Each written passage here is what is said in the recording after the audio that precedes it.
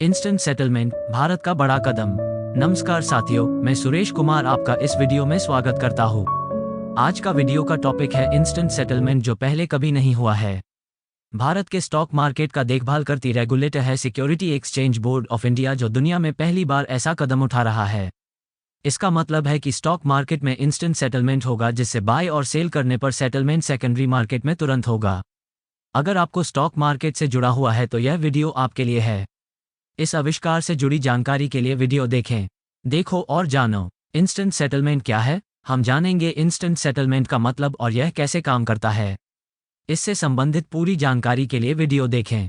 Instant settlement, अब इसको detail में समझते हैं। भारत के अंदर स्टॉक मार्केट का देखभाल करती रेगुलेटर है security exchange board of India. इनके द्वारा एक बड़ा कदम लिया जा रहा है, जो दुनिया में पहली बार ऐसा होगा कि स्टॉक मार्केट में इंस्टेंट सेटलमेंट होगा। यानी कहने का मतलब ये है कि इंस्टेंटेनियस सेटलमेंट होगा। अगर आप स्टॉक मार्केट में काम करते हो तो स्टॉक बाय या सेल करते हो, यानी मान लीजिए कोई आप शेयर परचेज करो, रिलायंस का, टाटा का, अदानी का, कोई भी आप शेयर परचेज करते हो। ऐसा नहीं है कि जैसे ही आपने परचेज किया तो तुरंत आपके अकाउंट में वह शेयर आ जाएगा, या फिर मान लीजिए आपके पास कोई शेयर है और आप उसको सेल करते हो तो ऐसा नहीं है कि तुरंत आपके अकाउंट में पैसा आ जाएगा।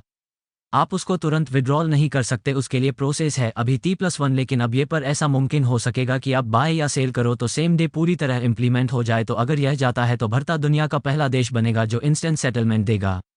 अब इसके बारे में डिटेल से समझते हैं, ये है क्या और कैसे काम करता है, कब तक ये हो पाएगा instantaneous settlement cycle for stock rates. इसके बारे में डिटेल से जानेंगे कि यह क्या है, कैसे वर्क कर सकता है और कब तक ये हो सकता है। चलिए आगे बढ़ते हैं।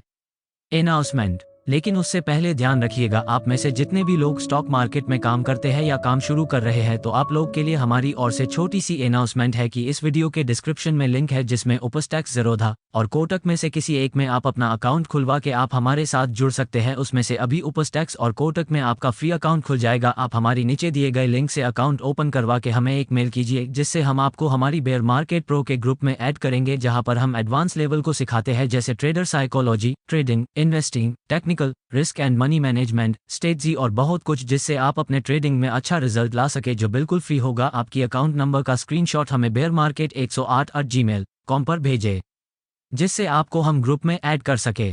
सेबी के चेयरपर्सन माधवी पुरी, उन्होंने कहा है कि हम T+1 से शिफ्ट होकर T+0 की तरफ जा सकें।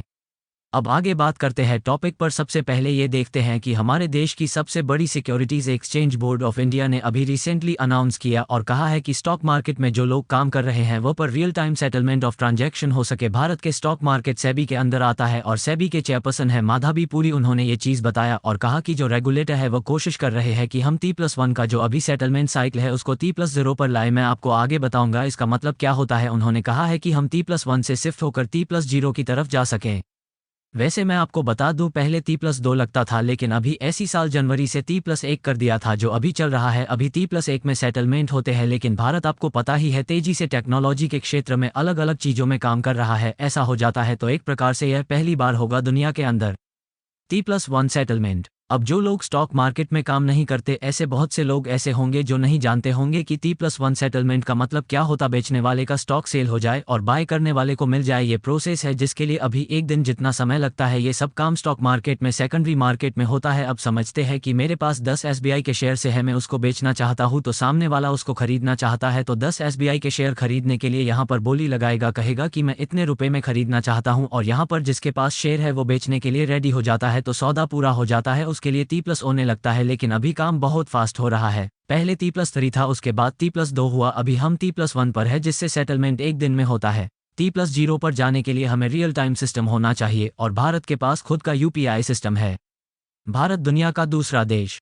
भारत ने जब जनवरी से T+1 पर किया था तो भारत दुनिया का दूसरा देश बना था। चाइना में भी इस समय T+1 सेटलमेंट साइकिल है। एक प्रकार से भारत और चाइना दुनिया के ऐसे देश हैं जो T+1 सेटलमेंट साइकिल में है। दुनिया के कितनी भी डेवलप्ड कंट्रीज आप देख लो, यूरोप हो गया, अमेरिका हो गया, वहां पर T+2 डेसा लग जाता है, ज़्यादा समय लगता है। हम किस तरीके से टेक्नोलॉजी के क्षेत्र में आगे बढ़े हैं तो ये कर पाए हैं। T+0 अब भारत की T+0 की प्लानिंग चल रही है। सेबी के जो चेयरपर्सन है उनका यही कहना था। अब हम कोशिश कर रहे हैं कि तुरंत हो जाए, इंस्टेंटेनियस हो जाए, मतलब हमें वेट करने की क्या ज़रूरत है, क्यों हम इस चीज़ को लेकर वेट करें। आपका पैसा अगर शेयर के फॉर्म में इन्वेस्ट किया है और आपको वो पैसों की ज़रूरत है तो आप अभी बेचें और शाम तक आपके अकाउंट में पैसा आ जाए और आप उसका इस्तेमाल जैसे चाहे कर सको। यहाँ पर उन्होंने यही बोला है कि अभी हम इसको लेकर काम कर रहे हैं। ये काम इतना आसान नहीं है कि एक दिन में पूरा हो जाएगा, लेकिन इसको लागू करने से इकोसिस्टम में एक बहुत बड़ा हलचल हो जाएगा। काफ़ी सारी चीज़ें चेंज करनी पड़ेगी, पूरा मैकेनिज्म चेंज करना पड़ेगा। इसको लागू करने के लिए हमें कई चीज़ों की ज़रूरत पड़ेगी, जैसे रियल टाइम पेमेंट सिस्टम, और यह कैसे होगा उसका बैक टेस्ट और प्रोसेस चालू है। भारत के पास अपना खुद का यूपीआई सिस्टम है, यह अच्छे से ये काम कर रहा है। यूपीआई ऑनलाइन डिपॉजिटरीज टेक्नोलॉजी से मिलकर कहीं ना कहीं हम कर सकते हैं। इन्वेस्टर को फ़ायदा, अगर यह हो जाता है तो इन्वेस्टर को फ़ायदा क्या होगा, क्या चीज़ें बदल जाएंगे। सबसे बड़ा फ़ायदा, जैसा मैंने आपको पहले बोला, तुरंत पैसा अकाउंट में आ जाएगा जिससे वो अपना काम आसानी से कर सकेगा। दूसरा, ये पैसा ब्रोकर के पास रहकर आएगा तो ब्रोकर लोग उन पैसों को घूमते हैं और वैसा करने से काफ़ी बार उनको लॉस हो जाता है और उसका खामियाजा इन्वेस्टर को उठाना पड़ता है। हमने देखा है कार्वी का केस, ऐसा ना हो इसलिए ये अच्छा है डायरेक्ट इन्वेस्टर के अकाउंट में सेम डे ट्रांसफ़र हो जाए, ऐसा प्रयास है। अब प्रश्न होगा कि कब तक इम्प्लीमेंट हो सकता है। सेबी के चेयरपर्सन ने बोले हैं कि टाइम लगेगा इस साल के एंड तक, लेकिन मोस्ट प्रॉपर्ली अगले फाइनेंशियल ईयर तक हो सकेगा। सारे टेस्टिंग चल रही है, यह सही तरीके से इम्प्लीमेंट हो जाता है तो मार्केट में पैसा बहुत आएगा। म्यूचुअल फंड के लिए भी अच्छा हो जाएगा कि वो भी T+1 पर आ जाएंगे। अब आपका इस वीडियो से रिलेटेड कोई प्रश्न हो तो आप हमें कमेंट में पूछ सकते हैं, हम आंसर देने की कोशिश करेंगे। ऐसे ही इन्फॉर्मेटिव वीडियो के लिए हमारे चैनल को सब्सक्राइब कीजिए और अपने दोस्तों में शेयर कीजिए। मिलते हैं नेक्स्ट वीडियो में। शुभम।